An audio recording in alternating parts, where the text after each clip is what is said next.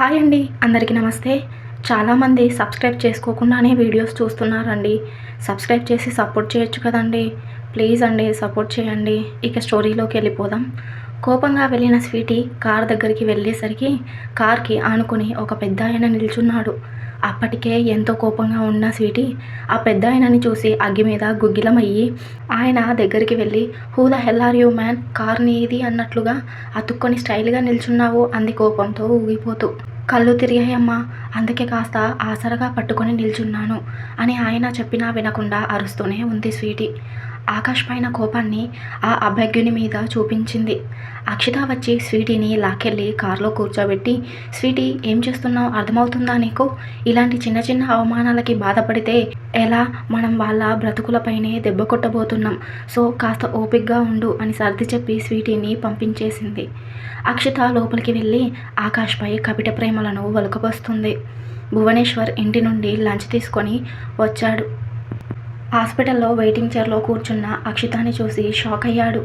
గబగబా అక్షిత దగ్గరికి వచ్చి, నువ్వు ఏంటమ్మా ఇక్కడ అని అడిగాడు భువనేశ్వర్. అలా అడిగారేంటి డాడీ? మా అన్నయ్యకి యాక్సిడెంట్ అయ్యి హాస్పిటల్లో ఉంటే నేను రాకుండా ఎలా ఉంటాను అంది అమాయకంగా.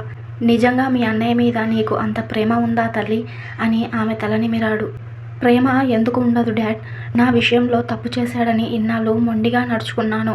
కానీ అన్నయ్య ప్రేమ ముందు నా కోపం ఎక్కువ రోజులు ఉండలేకపోయింది అంటూ భువనేశ్వర్ని కౌగలించుకొని ముసలి కన్నీరు కార్చింది అక్షిత. ఊరుకో తల్లి, ఇప్పటికైనా నిన్ను ప్రేమించేవారు ఎవరో అని తెలుసుకున్నావు, అది చాలు అని ఇద్దరూ ఆకాష్ దగ్గరికి వెళ్ళారు. భూమి ఆకాష్కి వేడి నీళ్లతో ఒళ్ళంతా తుడుస్తుంది. డాక్టర్ వచ్చారా అని అడిగాడు భువనేశ్వర్. మార్నింగ్ వచ్చి వెళ్ళారు కదా డాడ్, ఈవినింగ్ టెస్ట్ రిపోర్ట్స్ వస్తాయి అని చెప్పారు అని బదులిచ్చాడు ఆకాష్. ఓకే, మీరు లంచ్ చేయండి అని అక్షిత, నువ్వు కూడా తినమ్మా అని ప్రేమగా చెప్పాడు భువనేశ్వర్. అలాగే సాయంత్రం గడిచింది. డాక్టర్ చెప్పిన రిపోర్ట్స్ కూడా వచ్చాయి. అందులో ఏ ప్రాబ్లం లేదు అని Akash, you perfectly all right, 1 మంత్లో ముందులా లేచి నడవగలవు అని చెప్పి డిశ్చార్జ్ అనే రిపోర్ట్స్ పైన రాశారు. భువనేశ్వర్ హాస్పిటల్ ఫార్మాలిటీస్ అన్నీ పూర్తి చేసి బిల్లు కడుతున్నాడు. 8.5 lakhs అయ్యింది.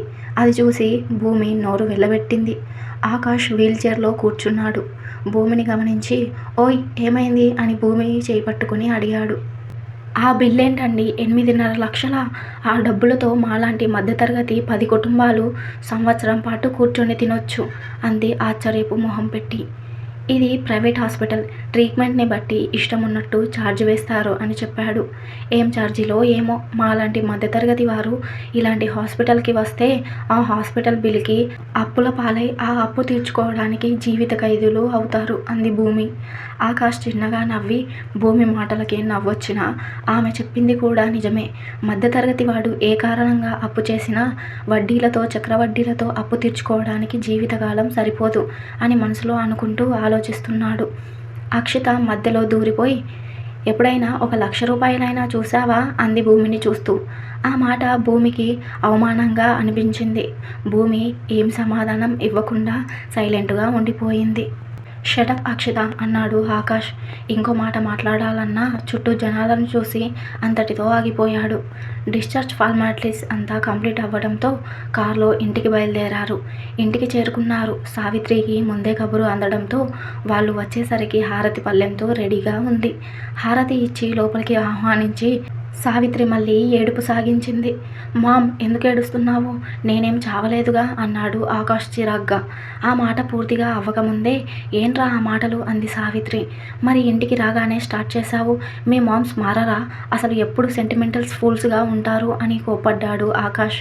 ఏంట్రా నువ్వు మాట్లాడేది అని సావిత్రి ఏదో అనబోతుంటే భువనేశ్వర్ మధ్యలో కల్పించుకొని, వాడు ఇప్పుడే హాస్పిటల్ నుండి వచ్చాడుగా, వాడికి రెస్ట్ చాలా అవసరం అని సావిత్రికి సర్ది చెప్పి, భూమి ఆకాష్ని లోపలికి తీసుకెళ్ళు తల్లి అని చెప్పి వెనక్కి తిరిగి చూస్తున్నాడు. ఏంటండి ఏం చూస్తున్నారు అని అడిగింది సావిత్రి. హాస్పిటల్కి అక్షిత వచ్చింది. కారులో ఇంటికి కూడా వచ్చింది. ఏమైందో బయటే ఆగిపోయింది అని భువనేశ్వర్ చెప్పగానే, అక్షిత వచ్చిందా అని షాక్తో అడిగింది. బయటకు పరుగున వెళ్ళింది సావిత్రి. కార్ దగ్గర నిల్చుని ఫోన్ మాట్లాడుతుంది అక్షిత. సావిత్రి అక్షిత దగ్గరికి వెళ్ళి ఆమెని గట్టిగా హత్తుకుంది. కన్నీళ్లు ఆగకుండా కారిపోతున్నాయి. ఇంట్లో వారిపైన ఎంత కోపం వస్తే మాత్రం అలా అలిగి వెళ్ళిపోతావా అంటూ ఏడుస్తుంది సావిత్రి. ఇప్పుడు వచ్చేసా కదా మామ్, ఊరుకో అంది అక్షిత. ఇలా ఎప్పుడు వెళ్ళను అని మాటివ్వు అంది సావిత్రి. ప్రామిస్ మామ్, వెళ్ళను, హ్యాపీనా అని పైకి అని మీరే నన్ను గెంటేయకుండా ఉంటే చాలు, ఈ ఇంటికి తగలబెట్టేస్తాను అని మనసులో అనుకుంది అక్షిత. ఆ ఇంటి శత్రువు ఆ ఇంటి ఆడపిల్లే అన్న విషయం మనకు తెలుసు, కానీ ఆ ఇంట్లో వాళ్ళకి తెలియదు. ముందు ముందు ఎన్ని పరిణామాలు, ఎన్ని అవాంతరాలు ఎదుర్కోవాల్సి వస్తుందో ఆ కుటుంబం. చీకటి పడింది, అందరూ ఫుడ్ తిన్నారు, ఒక ఆకాష్ భూమి తప్ప. గదిలోనే తింటాము అని ఇద్దరి కోసం ఫుడ్ తీసుకెళ్ళింది భూమి. ఆకాష్ని తినిపిస్తూ ఆమె కూడా తింటుంది. ఏవండి అని చిన్నగా పిలిచింది భూమి. ఏంటండి అని కొంటెగా అన్నాడు ఆకాష్. ఒకటి అడుగుతాను, మీరు ఏమీ అనుకోరుగా అంది భూమి. నువ్వు అడిగేదానికి నేను ఏమీ అనుకోకూడదు అంటే నువ్వు ఒకటి చేయాలి అన్నాడు అతను. ఏంటండి అని ముఖమంతా చికిలించి అడిగింది భూమి. ముద్దు అని అతని 2 పెదవులు ముందుకు తోసి చెప్పాడు. 2 డేస్ గ్యాప్ వచ్చింది కదా మన రొమాన్స్కి, నా ముద్దు నాకు ఇచ్చి ఏదైనా అడుగు అన్నాడు ఆకాష్. భూమి సిగ్గుతో అతని చూడలేక మొహం కిందకి వేసి, సరే నేను అడిగింది మీరు చెప్పండి, అప్పుడు మీరు అడిగింది చేద్దాం అని మొహంలో ఉన్న సిగ్గు మెయింటైన్ చేస్తూ చెప్పింది. సరే ఏంటో అడుగు అన్నాడు ఆకాష్. అది అక్షితకి మీపైన ఎందుకు అంత కోపం? ఇంట్లో కూడా ఉండకుండా బయట ఎక్కడో ఉండడం ఏంటి? అసలేం జరిగింది అని అడిగింది భూమి. ఆ మాటలు విన్న ఆకాష్ కాసేపు మౌనంగా ఉండిపోయాడు. అతన్ని గమనించి అనవసరంగా అడిగాను, అతన్ని బాధ పెట్టాను అనుకుంటా అని మనసులో అనుకుని, క్షమించండి, మిమ్మల్ని ఇంత బాధ పెడుతుంది అని తెలిసి ఉంటే అసలు అడిగేదాన్ని కాదు ఆ విషయం అంది మొహం వేలగా పెట్టి. బాధపడడానికి ఏముందిలే, కానీ నా చెల్లెలు కోరుకుంది తనకి ఇవ్వలేను అనే చిన్న వెలతి. అక్షిత కోరుకున్నట్టు చేసి ఉంటే తను లైఫ్ అంతా బాధపడేది అంటూ అసలు ఏం జరిగిందంటే అని గతాన్ని గుర్తు చేసుకుంటూ భూమికి చెప్పసాగాడు. అవి నా స్కూల్ డేస్. నన్ను స్కూల్ మార్చారు. కొత్త స్కూల్, కొత్త మనుషులు, ఎవరితో అంత మింగిలయ్యేవాడిని కాదు. అప్పుడే వచ్చాడు నా లైఫ్లోకి నా బెస్ట్ ఫ్రెండ్ రామ్. కొద్ది రోజుల్లోనే చాలా క్లోజ్ ఫ్రెండ్ అయిపోయాడు. వాడు ఒక్కడుంటే చాలు, నాకు ఇంకెవ్వరూ అవసరం లేదు అనుకునేవాడిని. నేను వాడికి 1 అండ్ ఓన్లీ ఫ్రెండ్, వాడు నాకు 1 అండ్ ఓన్లీ ఫ్రెండ్. మాతో పాటు మా ఫ్యామిలీస్ కూడా మంచి ఫ్రెండ్స్ అయిపోయారు. అలా కొన్ని సంవత్సరాలు గడిచాయి. అప్పుడు మేము 7th క్లాస్ చదువుతున్నాము. రామ్ వాళ్ళ అమ్మ నాన్నలు కారు యాక్సిడెంట్లో చనిపోయారు. రామ్ని వారి బంధువులు తీసుకెళ్లారు, వాళ్ళ దగ్గరే ఉంచుకుంటామని. మేము చదివే స్కూల్ని కూడా మార్పించేశారు. ఆ రోజు నుండి నేను చాలా లోన్లీగా ఫీల్ అయ్యేవాడిని. నా బాధని అర్థం చేసుకున్న మామ్ డాడ్ రామ్ వాళ్ళ బంధువులతో మాట్లాడి రామ్ని నా దగ్గరికి తీసుకొచ్చారు. ఆ రోజు నుండి నన్ను ఎంత ప్రేమగా చూసుకునేవారో రామ్ని కూడా అంతే ప్రేమగా చూసుకునేవాళ్ళు. నేను, రామ్, అక్షిత ముగ్గురం కలిసి స్కూల్కి వెళ్ళి వచ్చేవాళ్ళం. మేము స్కూల్ డేస్ నుండి కాలేజ్ డేస్కి వెళ్ళాం.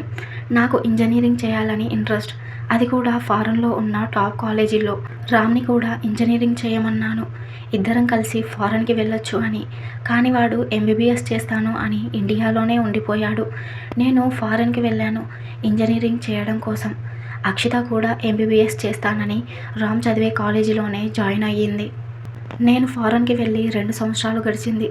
రామ్ని వదిలి ఎలా ఉన్నానో అన్ని రోజులు నాకే ఆశ్చర్యంగా అనిపించింది. లవర్తో మాట్లాడుకున్నట్టే మేమిద్దరం ప్రతిరోజు ఫోన్లో మాట్లాడుకునే వాళ్ళం గంటలు గంటలుగా. ఒకరోజు అక్షిత కాల్ చేసి నన్ను అర్జెంటుగా రమ్మంది. ఎందుకు అని ఎన్నిసార్లు అడిగినా సమాధానం చెప్పలేదు. నువ్వు ఫస్ట్ రా అని ఒకేలా పట్టుపట్టింది. దాంతో నాకు కంగారు పుట్టింది, ఎవరికి ఏమైందో అని. వెంటనే ఫ్లైట్ టికెట్ బుక్ చేసుకొని ఇండియాకి వచ్చాను. థ్యాంక్స్ ఫర్ వాచింగ్ అండి. మీకు వీలైతే స్టోరీస్ని ఇష్టపడే మీ ఫ్రెండ్స్కి ఈ స్టోరీని షేర్ చేయండి. లైక్ కొట్టడం మాత్రం మర్చిపోకండి. Thank you.